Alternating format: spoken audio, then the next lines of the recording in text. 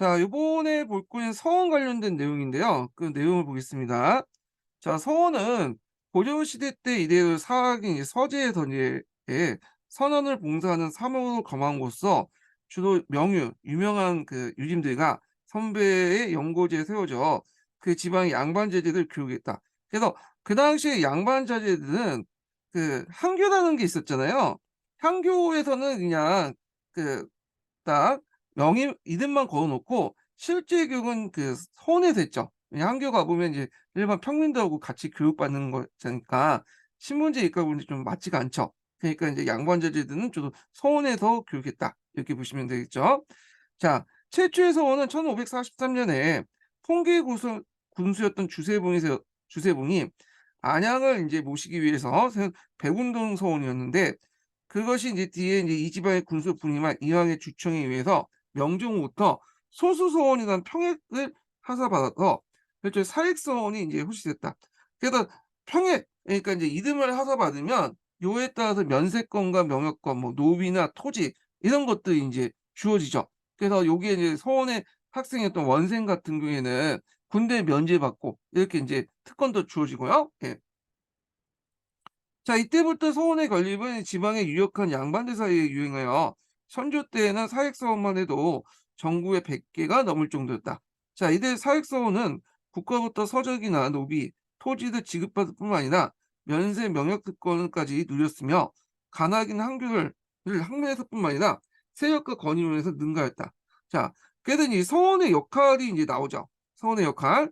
그래서 서원은 지배 지방에서 중소지층의 지식인화를 촉진시키고 산림들 학대 재생산을 가능케 함으로써 이들이 정치 여론 집단을 형성하면서 hun나 분당 정치의 저변으로 기능할 수 있도록 하는 데 크게 기여했다. 그래서 서원의 어떤 역할이 나오죠. 서원의 역할. 그래서 인제 요 내용들 좀 기억을 해 주시고요. 예. 그다음에 인제 요 관련된 내용을 시민화국사에서 한번 찾아서 인제 좀 보겠습니다. 예. 앞에서 이제 도중에 뛰어넘었던 부분이 있죠. 예. 요거 이제 볼게요. 자, 내찰 사업을 통해서 많은 살인들이 피해를 당했다. 그러나 이는 살인이 역사적으로 성장하며 발생한 사건이었으므로 이 과정을 거치면서 살인은 점차 역사의 주도 세력이 자리 잡게 되었다. 즉 살인은 피해를 입었지만 지방의 서원이나 항약을 기반으로 지지 기반 학사하는 등 계속 성장했던 것이다. 자, 명종 말 성조 때 초에 이르러 중앙 정치의 주도권을 장악한 정치를 주도했다. 살인이 정치를 주도했다는 거죠. 서원은 조선시대 때 선원의 봉사와 후진 양성을 위해 설치된 교육기관이었다. 서원은 중국의 경우 당 때부터 그 명칭을 찾을 수 있고 송나라 때 활성화됐는데, 앞에서 언급한 것처럼 송나라 때 서원과 한약을 통해서 이 성리학이 확산됐다고 했어요. 이건 우리나라도 마찬가지고요. 자, 우리나라에선 16세기 때 살인에 의해서 서원이 건립돼서 본격화되었다. 조선 최초의 서원은 1543 년에 그 주세봉이 세운 백운동 서원으로 안양을 이곳에 배양했다.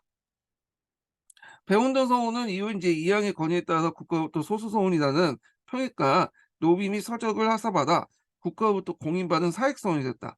16세기 이후 서원은 전국 곳곳에 세워졌다.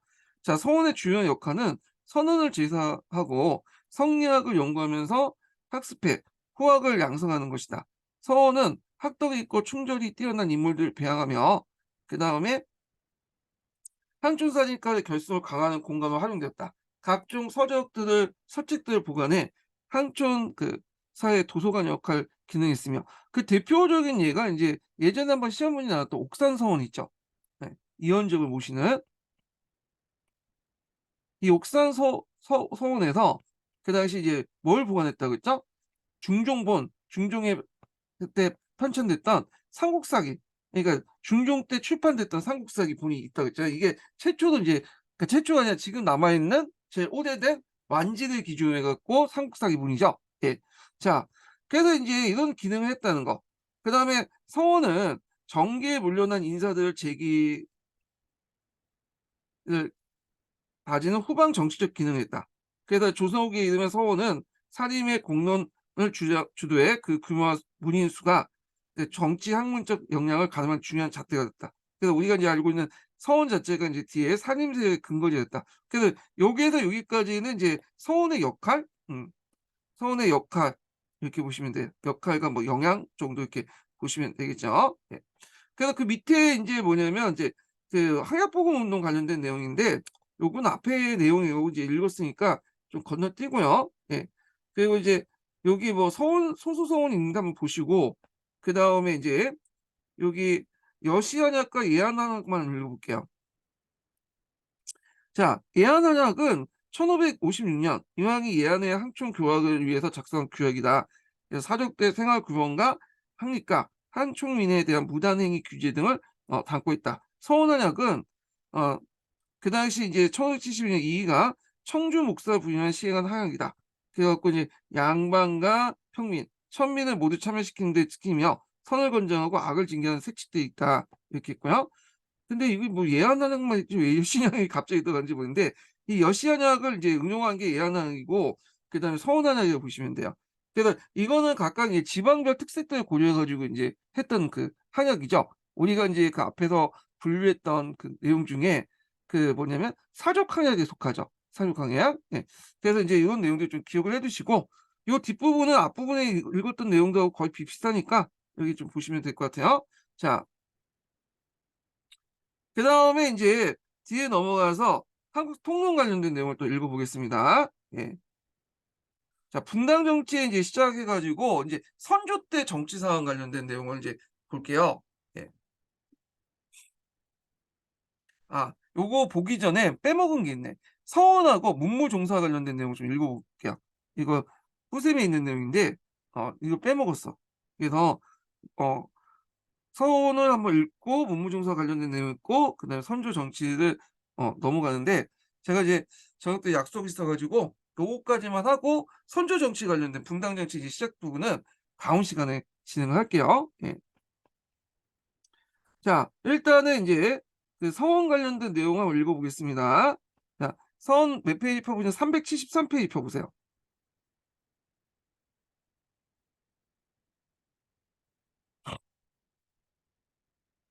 자, 사림의 사설 교육 기관 서원 이렇게 볼게요. 자, 서원은 조선 중기 이후 학문 연구와 선현을 제항하는 것, 선현에 대해서 인제 제사를 지내는 위해서 사림대에 의해서 설립된 사설 교육 기관인 동시에 향촌 자치 운영 기구였다. 그래서 고려 시대 이래의 사학인 서재를 선을 봉사하는 사모를 겸함으로써 주 명효나 선배의 연고지를 세워져 그 지방의 양반제도를 구축했다. 최초의 서원은 이제 중종 때 세워진 거고요. 그래서 서원의 건립 관련된 내용인데 한번 좀 보겠습니다. 자, 서원의 성장은 이제 조선왕조 개창 이래 살림세력 때 정계원, 사창제, 항사대, 항응유대, 항약 등 항촌질서 확립 과정과 흐름을 같이 했다. 자, 이러한 과정에서 교육과 교화를 포방함으로써 항촌질서 확립 운동을 합리화할 수 있는 구신체로서 서원이 성립 발전했던 여건이 마련됐다. 자, 여기에서 이제 조광조를 대표한 신진사림이 등장하면서 구체적으로 정책으로 문무정사 운동이 전개됐던 것이 서원이 발생된 것이다. 자, 이 문무종사 운동, 문무정사라고 해 종사라고 하는 게 정확할 텐데 하여튼 그 문무종사 운동은 뒤에 있으니까 그때 또 읽어보기로 하고요. 그래서 이 문무정사, 문무종사 운동은 서원을 중심으로 해 갖고 전개됐다. 요걸 이제 볼 수가 있죠. 자, 이다음 문무종사. 그렇죠. 이게 정사가 이게 잘못된 게 아니라 종사가 정확한 건데 자, 하여튼 이러한 문무종사의 추진은 사립계의 학문적 우위성과 정치적인 어떤 입장 강화 그리고 향촌에 대한 교활한 명분을 동시에 지닌 것이 됩니다. 자, 요거는 뒤에 인제 좀 문무종사할 때 좀 읽어보고 자, 주세봉에 의해서 최초에 성립된 성은 백운당 성은 어디까지나 사모 위주였다. 그래서 그다음에 서원은 다만 유생들이 공부하는 건물만 지칭하고 사모에 부속된 존재에 그쳤다. 그러니까 인제 그 뭐냐면 서원은 중심이 사모라는 거야. 제사를 지내는 거고 서원은 인제 뭐냐면 그 요게 부속된 존재였다. 그러니까 이제 우리가 생각하는 서원이라는 개념 안에 그게 뭐냐면 그 사모가 있는 게 아니라 사모가 있고 그다음 서원은 그 옆에 유생들이 공부하는 건물만 지칭했다는 거야. 근데 이런 개념이 인제 뭐냐면 확대돼서 인제 유생들이 공부하는 그 서재뿐만 아니라 뭐냐면 그 제사를 지내는 공간까지 확대된 거죠. 예. 그래서 인제 그 요렇게 내용을 보시면 되고요. 예. 그래서 인제 있고 자 그다음에 이제 여기 보면 이제 있고 서원이 명실상부 유생의 장소 및 관학소로 발전된 건 이항에 의해서다. 이항은 조광조의 도학 정치도 공감하고 있었으며 이를 위해 교화를 서행했다고 한다는 입장을 동조하고 있었다. 이항은 조광조 등 선배 사주와 달리 군주보다도 제지살림에 더욱 치중하는 그 영향을 보았다. 그리고 교화의 시효를 거두기 위해서 무엇보다 이를 담당한 주체인 살림의 습속을 바로잡아 이들에게 주작적 정치 이념과 학문 체계를 훈도 수용시킴으로써 장차 항총사를 주도할 수 있는 보다 적극적인 교학 체계 확립을 주육하였다. 그래서 이를 위해 오직 도학을 청명하고 밝히는 길밖에 없었으므로 이를 위해 실천 도장으로서 송나라 주재를 위해서 창안된 서학 서원의 중요성을 강조했다. 자, 풍기공수 이항은 사익을 쳐내며 대공등서의 최초의 사익서원인 소수서원의 어필을 받았다. 왕의 친필을 받은 거죠. 그래서 이제 이들 통해 사림이 이제 항촌 사이에서 기반을 확보할 수 있는 국가적 공식적 승인을 받았고 이후 이항은 이제 공항의 예안에서 이제 역동서원을 설립을 주도했고 그 나가서 10곳의 서원 건립에 참여하면서 서원기를 지어 보내는 등 보급에 주력했다. 자, 그래서 내용을 보면 이항은 유생의 장수초로서 강단과 공부할 수 있는 곳이죠. 조선조 사모를 구비한 서원체제에 있고 그러니까 사모라는 건 제사를 지낼 수 있는 거죠. 원규를 만나서 서원에서 학습활동 운영방을 보겠다. 그러니까 우리가 생각하는 그 서원의 어떤 그 이미지는 이항 때 만들어졌다 이거 보시면 될 것 같아요. 예. 근데 이제 서원이 이제 나중에 조선 후기 때 들어가면 되게 많이 세워지죠. 그래서 숙종 때 이 서원이 남설돼 가지고 서원과 사후가 구별이 못 돼. 이거 예전에 한번 시험 문제 났죠. 서원은 성현을 모시는 곳이고 사후는 자기 조상을 모시는 곳인데 사후를 해 놓고 서원을 이렇게 바꿔치는 형상들이 일어나죠. 자, 이런 것들이 이제 숙종 때 인제 남인들이 완전히 정치적으로 패배하면서 이게 영남 쪽으로 내려가면서 인제 생긴 일인데 요게 예전에 한번 시험 문제 나왔고요. 요거는 조선 후기 때 내용 관련된 거니까 이때 한번 더 살펴보기도 하고요. 그래서 서원과 사후가 남설되고 하니까 영조 때 들어서 그 당시에 이제 이거를 철폐하는 사원들 정리하는 그런 내용들이 있었죠. 이거는 다시 조선 후기 때 관련된 거 그때 얘기하고요. 자, 서원의 기능과의 분당 정치를 보겠습니다. 자, 서원이 건립된 명종 쪽까지는 초창기에 불구하고 사획된 것이 4곳에 처가 되어 이 시기 때 간서해 주는 교학교를 인정받게 되었다. 이는 이항과 그 문인들의 성과라고 볼 수 있으며 이들의 활동이 활발했던 경상도 지역의 대부분이 건립되었다. 자, 척신세력 입장에서도 관악의 세트로 인해서 대치기로서 서원의 존재를 인정하지 않을 수 없으며 특히 재앙 인물이었던 안양, 정몽주, 최충 등 고려시대 인물이었기 때문에 별다른 반발을 제기하지 않았다. 자, 이런 인물들은 자기 시대가 상이 아니죠. 먼 시대 얘기죠. 예, 선조 때 얘기니까 뭐 거기에서 뭐 제사를 지내든 말든 간에 그냥 뭐 다들 인정하는 사람들이니까 그게 이제 별로 인제 반발하지 않았다는 거죠. 그런 이유 때문에 이제 서원의 설립이 활발할 수 있었던 이유 중에 하나다. 서원별로 원균 그러니까 서원을 이제 통제할 수 있는 어떤 서원생들 원생을 통제할 수 있는 어떤 규칙이 말하는 거죠. 서원별 원규나 지방 간의 인적, 물적 지원 등이 이와 더불어 추진되었다. 그래서 명종 말과 선조 초에 활발한 이제 한 살림의 등장은 이러한 서원의 건전한 운영 덕분에 가능했다. 그래서 인제 이렇게 해서 이제 선조가 해서 선조까지 서원의 발전 기간만 양상이 있는데 그래서 많은 서원들이 인제 만들어졌고 상당수 그 절반이 사액 서원이었다. 그 내용이 있어요. 예. 그래서 요거 뭐 각자 읽어 보시고 자, 그래서 인제 있고 붕당 정치에 따른 다른 경우입니다. 서원의 확대는 그래서 붕당 정치는 정쟁의 이제 방식의 학문의 바탕으로 둔 명분과 의리를 중심으로 전개됐은 거고 붕당의 당파 형성에도 학연이 크게 작용되었다. 그 매개체인 서원이 조직 등을 중심으로 중심적인 역할을 담당하게 됐다. 그 각 당파는 당사학장의 방법으로서 그 당시 각 지역별로 서원을 세워 그 지역의 살인과 연결을 맺고 이를 자기 당대의 우익으로 확보하면서 항존사의 서원을 통해 중앙관로 연결되면서 의사전달, 입신, 출세 발표를 세웠다. 그러니까 이 서원이 당파와 연결돼 가지고 당세학장의 수단으로 이용됐다는 거죠. 그래서 인제 항촌의 사님들도 인제 이 서원을 통해서 중앙관료와 연결되고 그 여론을 형성하고 공론을 형성해서 정치에 참여하고요. 예. 그다음에 인제 또 서원에서 인제 통해서 그 당시 뭐 송시열 같은 제야 살림세력들이 정치 영향력을 행사하는 것도 똑같은 거죠. 자기 서원 출신들이 과거에 합격하면 그들을 통해서 인제 또 영향을 행사하고 목소리를 높이고 이런 것들이죠. 예. 그래서 이렇게 분당 정책이 인제 뭐냐면 말단 조직이 됐던 것이 서원이었다. 이렇게 보시면 되겠죠. 그렇지만 조선후기 때 인제 앞에서 얘기했지만 양적이 증가했지만 이들은 남선이나 그로 인해 사회적 패단이 우려할 정도로 나타나진 않았다. 그래서 이제 여기까지는 인제 뭐냐면 그게 우려하는데 조선후기처럼 이렇게 나타나는데 숨기는 했다. 뭐 이렇게 보시면 돼요. 자, 이거는 인제 조선 전기 때까지 이항 시기 때 16 세기 때까지 인제 설명이고요. 자, 하여튼 이 시기 때 서원은 이제 산림의 교화가 치열서로서의 구실, 항촌 재발 문제에 대한 운영기구로서 기능을 수행했다. 자, 이러한 기능을 토대로 이제 임진왜란과 병자호 때 향촌 방어의 목적은 의병 활동을 활발할 수 있었고 서원은 그 거점 역할을 수행했다. 이렇게 보시면 되죠. 자, 근데 인제 이게 서원이 남설패단이 문제가 일어나서 이건 이제 숙종 때 인제 일어났는데 우리가 보통 영조 때 인제 뭐냐면 서원 금령이 내려졌다고 했지만 숙종 때도 이게 있었어요. 그래서 이제 증선이 낭설 때문에 숙종 29년에 서원 금령이 내려져 서원 명칭의 관리가 금지됐으며 어 그 사후가 남설되는 형상이 전개되었다. 그럼에도 불구하고 계속 사후가 남설됐다는 거. 그 예가 인제 쭉 있고요. 그래서 서원의 남설이 정치적 사회적 패단이 야기되면서 서원 패단에 대한 조야의 인식도 점점 했고 자 그래서 숙종 때 서원 금령이 내렸고 우리가 본격적으로 했던 건 영조 때죠. 영조 때는 인제 탕평제를 실시하면서 이 붕당이 말폐화가 됐잖아요 그때 당시에는. 그래서 붕당의 근거가 됐던 그 뭐냐면 서우 근데 또 사오 이런 걸 대규모 철폐를 했죠. 예. 자 그래서 영종 17년에서 탕평제의 실시와 더불어 이와 같은 170개의 이제 상계 113개의 서호와 사호가 철폐되었다.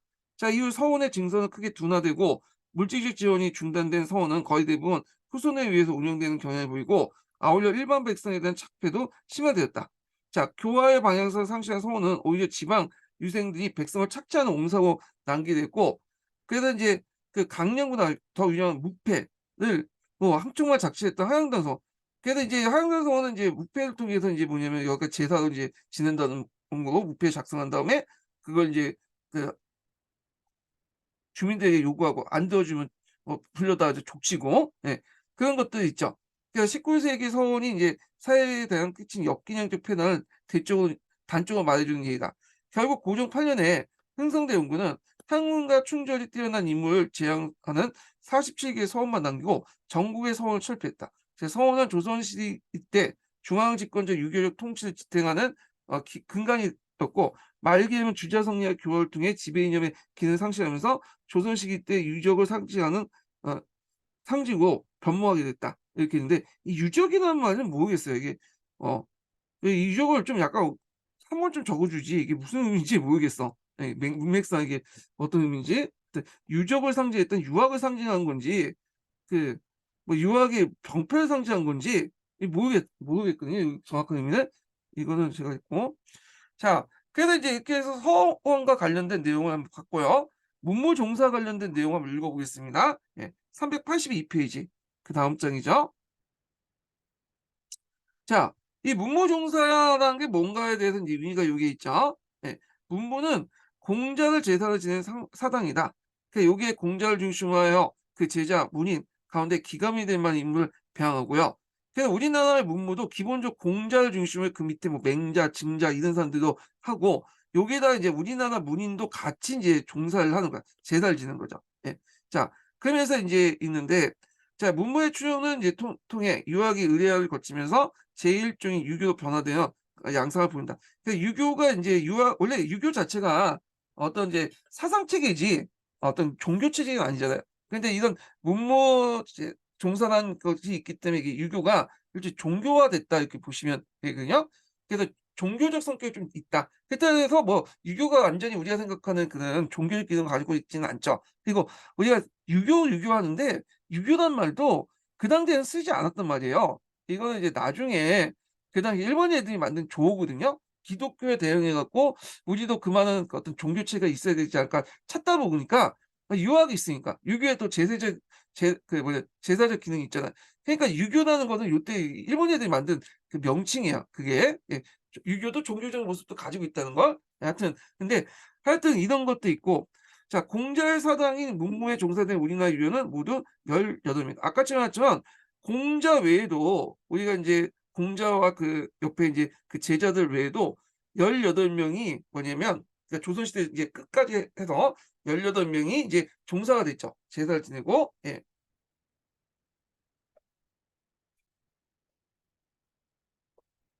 그 15명, 그러니까 15명이 나중에 그 하고 3명이 나중에 추가됐나 봐요. 그러니까 15명 조선 내에서는요. 예.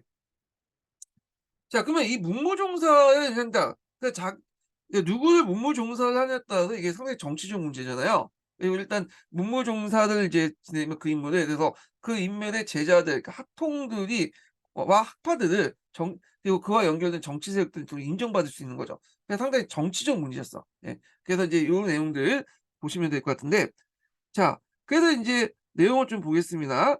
그래서 공자를 비롯해 중국의 유연들이 이제 배양된 문무에는 어 왜 우리나라 유연을 종사한다는 걸 제사를 지낸다는 문제는 무엇보다 다음 가지 3가지 의미가 있다.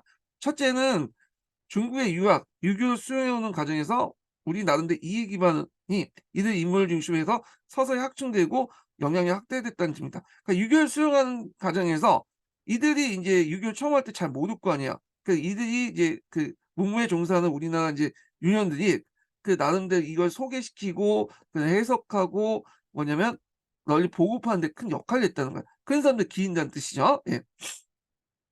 두 번째 의미는 뭐냐 하면 유교의 종교적 기능 즉 문물을 중심으로 의례화가 이루어지면서 제의가 강조되고 이를 통해 문무 종사 문제가 당시 정치적 운영의 상징적 지표라면서 점차 유학 자체 학문적 발달과도 괴리되는 흐름으로 나타났다.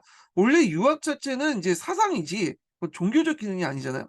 예. 근데 이 종교적 기능이 인제 이 뭐냐면 문무 종사를 통해서 더 강화되면서 이게 인제 뭐냐면 좀 문제가 생겼다는 거죠. 예. 그래서 유학 자체 학문적 발달하고 괴리되는 현상이 나타났던 거고 세 번째는 이러한 제의와 의례적 행위를 중심 역할을 한 문무종사 인물들 둘러싸고 앞에서 말한 정치적인 어떤 논리가 들어가게 되는 거야. 그래서 자기 세력들을 뭐냐면 세력의 이제 상징 그 스승들을 뭐냐면 이 문무종사시키면서 자신의 어떤 정파, 학파의 어떤 정당성을 확보해 가는 과정이 이 문무종사 운동이었다. 이렇게 보시면 되겠죠. 그래서 우리가 인제 알아야 할 것은 요 세 번째가 중요한 거죠. 세 번째. 예. 요게 정치적으로 문무종사를 어떻게 이용했는가. 각 정치 세력들이 요게 중요한 거예요. 자, 그다음에 인제 여기 문무에 종사된 우리나라 유효는 모두 18명이었는데 여기에서 인제 그 제가 말을 잘못했는데 설명을 잘못했는데 여기서 예 18명인데 조선시대 때 인제 사람이 15명이고요. 나머지 인제 사람이 3명이 요렇게 얘기한 것 같아요. 그러니까 제가 그 문무종사할 때 인제 앞에 조선시대 때 15명 지냈고 그 뒤에 뭐 3명 지냈다 했는데 그게 아니라 여기에서 인제 의미는 15명은 조선시대 때 사람이고 3명은 뭐 조선 외에 뭐 고려시대 때나 그 신라시대 때 뭐 사람인데 자 여기에 보면 이제 최치원, 설총, 안양은 고려 그 조의 사람이고 나머지는 다 인제 조선조에 인제 종사됐던 거죠. 정몽주라든지 김갱필 뭐 등등 여기까지는 뭐 인제 큰 문제는 없었어요. 요거는 누구나 공감할 수 있는 이제 삶인데 문제는 인제 여기부터 이제 조광조부터 이제 지내는 가지고 상당히 정치 세력이 연결돼 있는 거야. 예. 그래서 이제 이 정치적 문제가 된 거죠 이게. 예. 자 이렇게 했는데 자 조선의 문무종사는 중종 때 사림이 정치 세력이 등장하면서 시작됐고 정몽주가 중상한 이후 김갱필, 정혁찬, 조광조, 이영적, 이항 등 오연은 강희군 때 이의와 성형에는 종사 취향 이게 또 이게 하는데 이의와 성형은 인제 각각 할 때 정치 세력에 따라 종사를 지냈다가 또 뭐냐 종사해서 뺐다가 다시 들어오고 이런 것들이 인제 반복돼. 이건 각각의 정치 세력들이 인제 혼재가는 데 있었는데 결국에 숙종 때 들어서 최초로 정사되었다. 이렇게 된 그래서 이 종사라는 문제가 단순히 제사를 지낸다는 것뿐만 아니라 이걸 통해서 자기 정치 세력들의 어떤 정통성, 학파의 정통성 이런 거와 연결됐다. 이렇게 이제 보시면 되겠죠. 예. 자 그래서 인제 있고 서인이 주도하고 있는 조선 후기 정치사에서 이의와 성혼에 대한 문무종사의 분당적 대립과 갈등의 격권으로 이들이 친일은 어떻게 보면 분당적 의례적 성격을 반영하고 있다. 자 그래서 인제 그 조선조의 문무종사 이의와 성혼을 둘러싸고 서인과 남인사의 전개는 논의가 결정했고 그들의 혜택 변증이 그 전조다. 따라서 문무종사는 단순히 문무의 의례와 이 단어 종사된 것이 의미하지 않고 당대의 어떤 정치사의 의미는 동시에 함유되고 있다. 그래서 이제 있고 혜택편처는 이제 그 나중에 대북 정권에서 했던 건데 요거는 나중에 좀 얘기할게요. 요거는 예. 자, 그다음에 이제 고려조에 인제 뭐 관련된 내용인데 요거는 뭐 건너뛰고 그다음 조선조에 들어서 태종이나 세종, 성종 때 건건, 이재현, 이색, 정몽주를 둘러싸고 무무종사 문제가 제기되는 바 있었다. 근본적 본격적 무무종사 논의는 중종 12년에 있었다. 아, 그래서 정몽주와 김갱필 등 문무배약을 주장하면서 비롯됐고 그래서 무무종사의 어떤 치열한 논쟁이 있었다. 그런데 뭐 이게 인제 크게 인제 여기까지 뭐 논쟁이 있긴 있었지만 요 단계에서는 뭐 그렇게 논쟁이 없었 왜냐면 이 사람들은 되게 보면 이제 그 다 인정하는 사람들이다 보니까 그냥 좀 논쟁하다가 이제 곧바로 이제 됐죠. 뭐 이렇게 있고 자 그다음에 인제 정몽주가 인제 중종 때 인제 배양하고 귀결되고 그리고 인제 당연하게 인제 생각을 했다는 거 이런 것들 좀 기억을 해 주시면 될 것 같아요. 근데 이제 제일 문제가 됐던 게 이제 뭐냐면 조광조 관련된 내용이죠. 요게 여기부터 한번 읽어볼게요. 자, 중종 때 본격화된 문무종사 논의는 이 시기에 새로운 정치세로 등장했던 조광조 일파와 연관되었다. 또한 유생충의 정치 참여 및 공론 참여의 경험과 맞물려 이루어졌다. 그리고 문무종사의 논의가 처음부터 도학의 궤도와 오보의 흐름에 누가 정통이 계세 누가 도통론에 이끌어서 학문의 정통이 있는가 이게 상당히 중요하죠. 그러니까 도통론의 이제 논의가 전개됐다. 그러니까 문무종사의 보신다는 것은 그 학문에 도통이 있는 거 성리학적 도통이 이 도통이라는 건 정통이죠. 이 도통론은 우리나라에 처음 나온 게 아니라 저기 중국에서 나온 거예요. 중국에 보면 도통론이 있잖아요. 정호정의 형제 도통론. 그래서 학문의 정통이 어디 있는가 그런 논의가 우리나라까지 연결됐다는 거예요. 이렇게 보면 넘어오시면 되는데 이 도통론은 문무종사하고 연결됐다. 종사를 해야지 도통론의 어떤 갭에 들어갈 수 있는 거죠. 예. 자, 아울러 이 논의는 성리학적 정치 이념에 입각한 도학적 정당성을 확보하는 데 초점을 둠으로써 이걸 적극적으로 중화할 수 있는 학문적 배경을 토대로 각 정치 세력들의 등장과 함께 전개될 수밖에 없었다. 자, 선조 때 무무종사 논의는 유생대 상수와 더불어 제기됐다. 선조 5년 여름에 성균관 유생이었던 유생대 김갱필, 정육찬, 조광조, 이현적 사현에 이제 문문을 종사했으며 이 가운데 조광조 영의조로 추정됐다. 자, 조광조 같은 게 이때 이제 신원됐는데 아직까지는 조광조하고 동년배에 있던 그 사람들이 남아 있었기 때문에 약간 이제 조광조의 이제 문물 종사는 뒤에 이제 행해졌죠. 예. 이렇게 있고 그래서 이제 성균관 유생들이 세 차례 거쳐 상소를 통해서 사형에는 문무종사를 주장했고 그리고 간학 유생들이 문무종사 논의에 조광조의 문정, 이현적의 문헌에 대한 시도를 주었다. 따라서 이제 선조 때 문무종사가 이루어지지 않았으나 조광조 대표와는 김효명원에 대한 실질 신원이 이루어졌다. 자, 이러한 오연의 문무종사 여부와 관계없이 이 시기 내 50개 이상의 서원이 건립됐고 이 가운데 21개 사역이 사역을 받고 있었다. 그리고 김강필, 조광조, 이현적, 이양 등 사연은 선조 당대의 사역사원의 봉사임을 배양되고 있었다. 자, 이와 같이 그 문무에서는 이제 뭐냐면 제사를 지내지 않았지만 서원에서 이미 이제 이들은 이제 뭐냐면 서원을 에서는 제사를 지냈다는 거죠. 자, 이와 같이 선조 때 이들이 오연히 종사되지 못했으나 각제 유생들이 주도하여는 관련 서원의 봉사임으로써 이들 오연이 실질적으로 이제 제사를 지내줬다. 자, 강해군 때 들어와서 유생층 오도 수호에 자임하는 명분을 전제로 먼저 제기된 오연의 문물 종사했고 강해군 즉위년에 제기된 오연의 문물 종사는 결국 강해군 2년에 허용돼서 이때 이제 뭐냐면 조광조를 비롯한 기무사님들이 그 문무에 제사를 지내게 되죠. 예. 그래서 이 과정에서 경상도 유생으로부터 간악, 그, 그다음 전라도, 평안도, 함경도 등등 유생에 이르기까지 대대적인 상소가 제기되었다. 그리고 경상도 유생부터 상소에 비롯한 이 문무종사의 논의는 간악 유학생도 열차를 거쳐서 이어 호응하면서 절정이었다. 자, 이 유생들은 서경덕과 조식이 된 문무종사를 요청했다. 서경덕 문무종사는 그 서경덕의 이제 정치 고향이 이제 그 이쪽 고향 한국 쪽 고향 그 개성이잖아요. 그래서 개성부 유생들이 이제 상소하면서 제기됐고 이례적으로 신속하게 예주의 대신들이 위기를 수용하여 오연에 대한 국면이 이미 오래전에 정했기 때문에 문무종사되고 서경덕이 여기에 누락된 건 나름대로 이유가 있다고 하여 대부 대부분 반대 뜻을 표했다. 서경덕이 이제 이렇게 들어가는 건 좀 근데 그 당시에 인제 주류가 남인이니 뭐 이런 사람들이잖아. 서인. 서경덕은 이제 좀 아웃사이더잖아요. 그래서 이제 이런 것도 있다는 거. 그다음에 이제 강해군 때 또 하나 특징이 뭐냐면 대북 계통이 인제 정권을 장악했죠. 그러니까 인제 조식, 자기 상대의 조식을 어떻게 문무종사 요구를 하게 돼요. 특히 조식에 대한 대북계 유생대 문무종사 요구는 이들이 강해군 때 정권의 주도권을 장악한 어 동 7 년에 제기됐고 결국 실현되지 못했다라는 거죠. 왜냐하면 대북파 같은 경우에는 약간 인제 좀 살림 세력들 안에서도 좀 소수파죠. 수도 적고. 그러니까 자신이 정권을 장악을 했더라도 밀어붙이기가 좀 힘들었던 그런 상황도 있었어요. 예. 자, 그래서 대북파가 동원한 간악, 경상도 공원동 유승들이 양삼에 홍보가 요청했으나 이루어지지 못했다.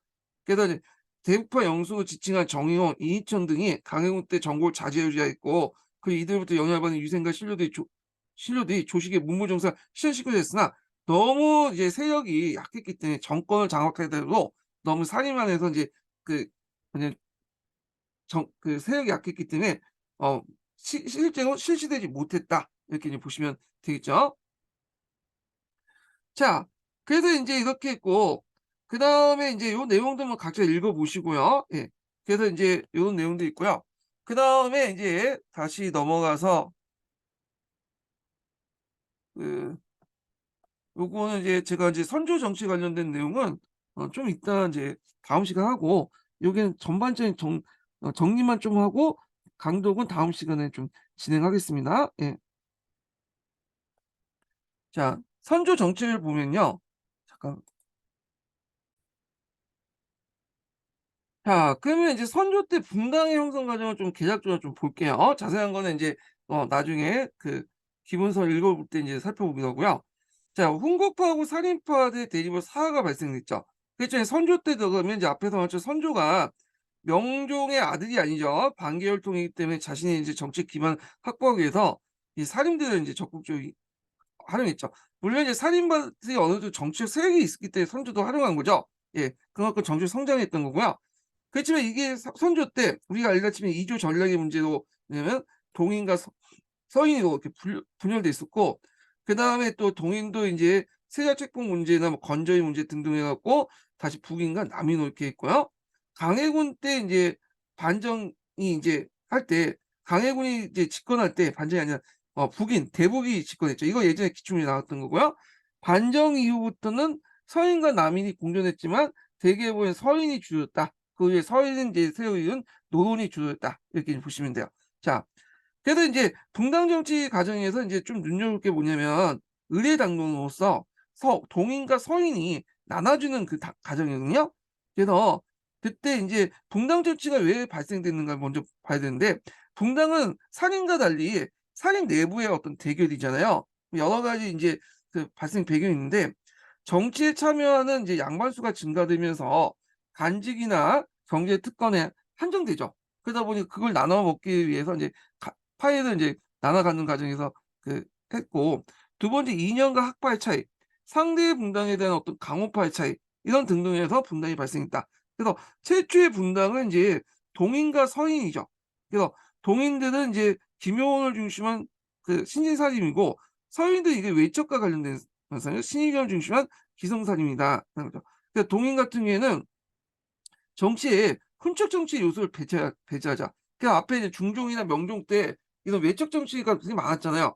신의경이 외적과 관련된 원래 신의경 자체도 이제 외적 정치 반대했던 인물이야. 근데 자신이 이제 외척이 되다 보니까 좀 기성세대가 되다 보니까 이제 공격을 받았던 거고.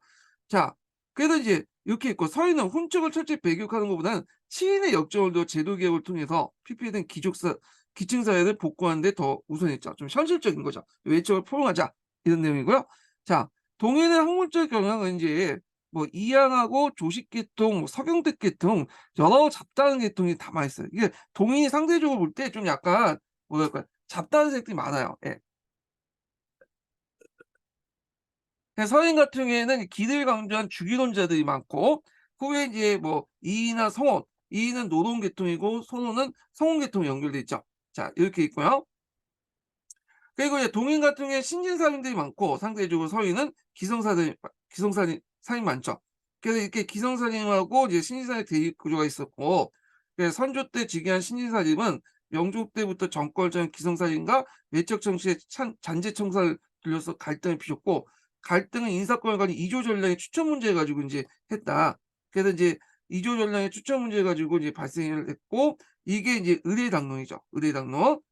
그래서 이제 그 당시 이제 기성사림의 신익의 동생과 신익사림의 이제 김효은이 외척정치 잔재청산과 이조 임명권 문제고 대립했는데, 이조 전략의 그를 신익의 동생이 신익충인가 하여튼 그 사람을 임명하려고 했는데, 이거에 대해서 김효은이 반대했던 거예요. 그러면서 그 당시 신진사림은 신익을 중심으로 해서 그러니까 신익을 척신을 보고 동의를 결집시켰고요. 그다음에 기성사림은 서인을 이렇게 결집시키면서 이제 형성이 됐던 거죠. 자, 그럼 그때 이조정량 권한이 뭐냐? 이게 난강권하고 관련돼 있죠. 자대권하고 통천권이 있는데, 자대권 자신의 후임을 청구할 수 있는 권한이고, 그다음 통천권은 당하 청요지를 선발할 수 있는 권한이 있어요. 예. 그러니까 이거는 제도적으로 명시된 게 아니라 이게 뭐냐 간행적으로 만들어졌기 때문에 그 시점에 대해서는 여러 가지 설이 있는데, 대개 성종 중종에 거쳐 갖고 이제 흥부 대신들을 견제하기 위해서 젊은 그 살인파들을 이제 뭐냐면 대신들을 이용해 갖고 홍보 대신을 견제하기 위해서 그걸 줬다고 그래요. 예. 그러다가 나중에 조선후기 때 이제 폐지됐죠. 이것도 뭐 언제 폐지됐는가에서 또 말이 많아. 하여튼 근데 되게 영종에서 숙종을 거쳐서 숙종에서 영종을 거쳐서 폐지됐다. 이렇게 보시면 될 것 같아요. 예. 자, 그래서 인제 있고, 그래서 낭천권이라고 해서 그 정랑이 이조전의 과거의 급제는 헌사를 추천하는 제도가 있었는데, 요거는 이제 나중에 이제 이거는 잠깐 선조 때 있었다가 없어지고요. 예. 그래서 인제 이렇게 이조 전량을 둘러싸고 동인하고 서인 간에 인제 뭐냐면 그 다툼이 있었죠. 그래서 처음에는 이제 누가 주도권을 장악했냐면 동인이 주도권을 장악했어요. 근데 이게 서인 쪽으로 넘어간 게 정여림의 모반 사건 때문에 일어났거든요. 그래서 이제 이걸 뭐라고 하냐면 기축곡사예요. 이 정현이라는 사람은 원래는 서인 쪽의 사람이야. 그러다가 동인으로 이제 방향을 바뀐 사람인데, 그러다 보니까 이 서인 입장을 때는 이 배신자잖아. 그러다 보니까 인제 좀 약간 미운 뜻 바뀌었던 사람이죠.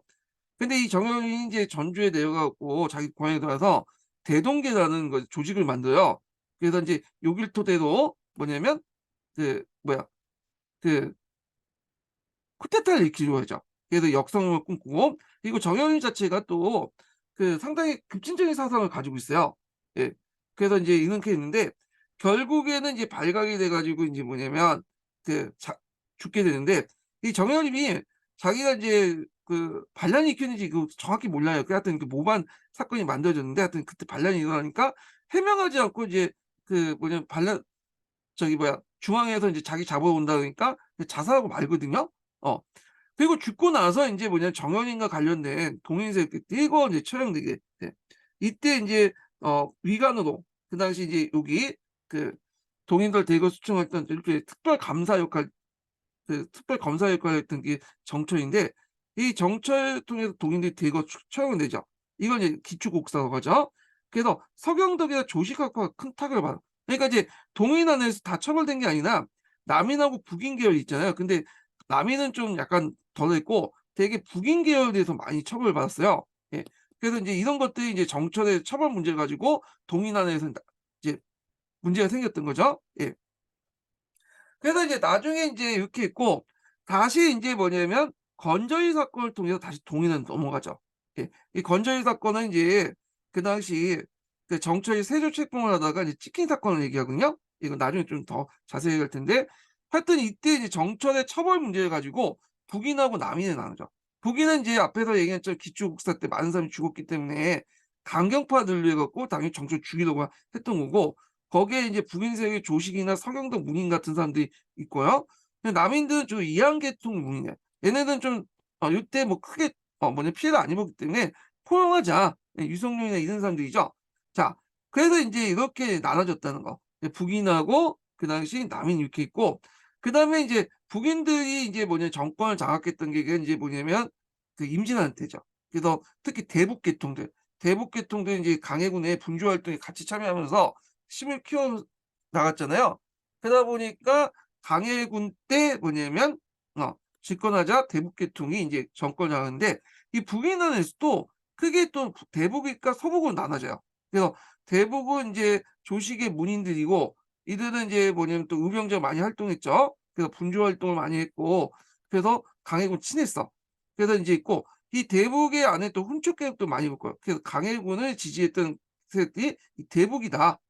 요거 꼭 기억을 해 두세요. 이거 예전에 한번 기출문제 나왔던 거고요. 뭐 쉬웠기 때문에 뭐 기억할 필요는 없겠죠. 다 알고 계시니까. 예.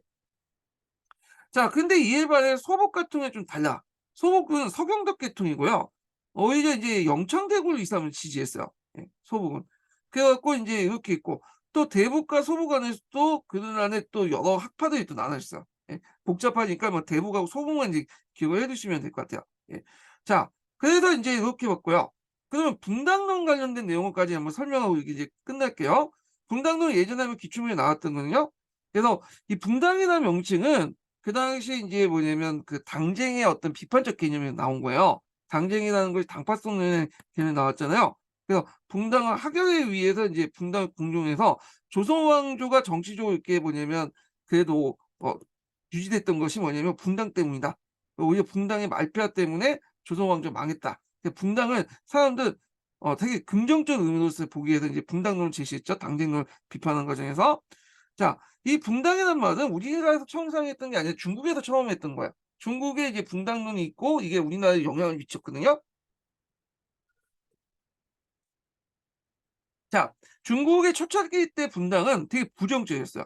그래서 한당 유학적인 측면에서 청인사원소에 입각하면 이게 이제 청은 하는 그 뭐야 황제의 통치는 천하에게만 그 책임을 진다는 거잖아요. 신하는 보조적인 거고. 그 군주만이 정치적 주체이기 때문에 신하가 분당을 지어 가지고 뭐냐면 정치에 개입하는 건 나쁜 거다. 이게 분당론이 이제 부정적이었거든요. 근데 이제 나중에 송나라 때 들어가면서 송악, 성리학 이런 거 등장하면 공치주의가 등장하죠. 그래서 하늘의 천리는 군주나 사대부나 범인들이 다 있고 다만 이제 군주와 사대부는 기가 청하기 때문에 이 하늘의 그런 천리 이를 잘 발현할 수 있는 주체다. 그래서 이 군과 사대부가 중심으로 해 가지고 범인들을 통치해야 된다. 그러니까 군과 사대부를 정치적 주체로 같이 본 거예요. 공치주의 입장을 볼 때는 사대부들이 흥당을 져 갖고 정치에 참여한 건 부정적인 게 아니죠. 긍정적인 거죠. 예. 그래서 이런 것들 긍정적으로 바뀌는데 그 초창기 때 부정적인 인식이 긍정적으로 바뀌어요, 송나라 때. 예. 공치주의. 그리고 분당론도 이때 발전되기 시작하죠. 이건 우리나라도 마찬가지야. 조선 전기 때는 한당 유학의 영향 때문에 이 분당에 대해서 이제 부정적으로 봤죠. 근데 나중에 이게 긍정적으로 바뀌었다. 그래서 이제 선조 때 이제 그 당시 상인이 등장하면서 어 분 분당 정치가 긍정으로 바뀌는데 요 관련된 내용이 이제 기출문에 나왔어요. 분당 인식의 변화 관련된 내용이. 그래서 이 분당론 관련된 중국의 분당의 대표적인 게 구양수의 분당론이죠. 그래서 사리를 탐구하는 사람들의 무리를 소인의 당, 위붕이라고 하고 공도의 실현을 추구하는 자들을 군자의 당, 진붕이라고 하죠.